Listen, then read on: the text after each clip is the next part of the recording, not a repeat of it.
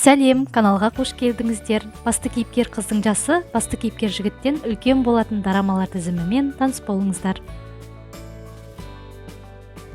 10-шы романтикалық ұсыныс дорамасы басты рөлдерді Ли Чон Сок пен Ин На Йон сомдайды. Бұл дорама баспада істейтін бір-бірлерін бала кездерін танитын Ча Ын Хо мен Кан Дани жайлы. Ча Ын Хо баспа компаниясының ең жас редакторы әрі данышпан жазушы. Ал Кан Дани жұмыс іздеп баспа компаниясына келген қыз. Ол өзінен жас Ын Хоға ғашық болады. 9-шы Сонбэй ерніңізді боямаңыз дорамасы басты рөлдерді Роун мен Бон Джина сомдайды. Юн Сона косметикалық брендтің маркетологы болып жұмыс істейді. Чхве Хин Сын оның қарамағында істейтін әрі Сонаға ғашық жігіт. Жақында жігітмен әлісқан Сона өзінен жас жігіттің сезімін білдіргеніне тақ қалады. 8-ші Бойфренд дорамасы басты рөлдерді Пак Бо Гым мен Сон Хе Кьо сомдайды. Ча Су Хен саясаткердің қызы. Колледжді бітірген ол неке шартымен тұрмысқа шығады. Күйеуінен ажырасқан Су Хен шетелде қарапайым жігіт Ким Джей Хёкті кездестіреді. Жас ерекшеліктеріне қарамастан олар бір-бірлеріне ғашық болады. 7-ші Іздеу үш табылу дорамасы басты рөлдерді Им Су Джон мен Жан Кион сомдайды. Бұл дорама өз саласының нағыз маманы болған үш қыз жайлы. Беттами үлкен веб-порталдың басшысы, әрі өзіне сенімді қыз. Ал Пак Му Гон ойындарға музыка шығаратын компанияның директоры. Ол Тамиді кездестіріп оған ғашық болады. Алайда олар түрлі кедергілерге тап болады. 6-ші Махаббат температурасы дорамасы басты рөлдерді Йен Се Джон мен Со Хе Джин сомдайды.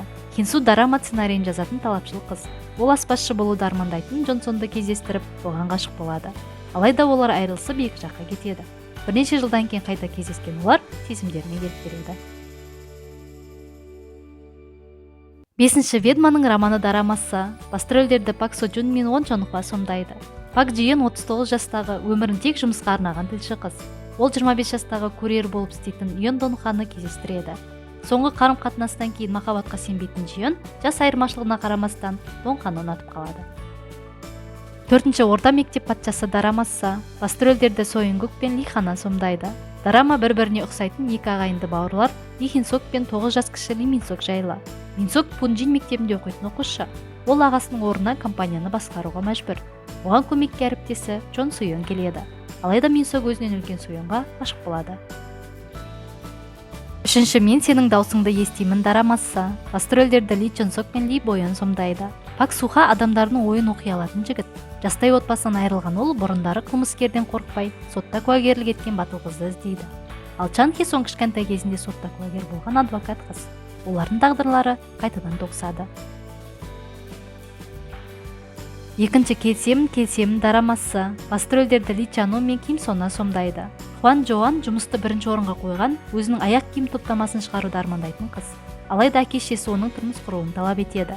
Қиындықтарға тап болған Джоан кездейсоқ жас жігітті кездестіріп, өмірінде үлкен өзгерістер орын алады.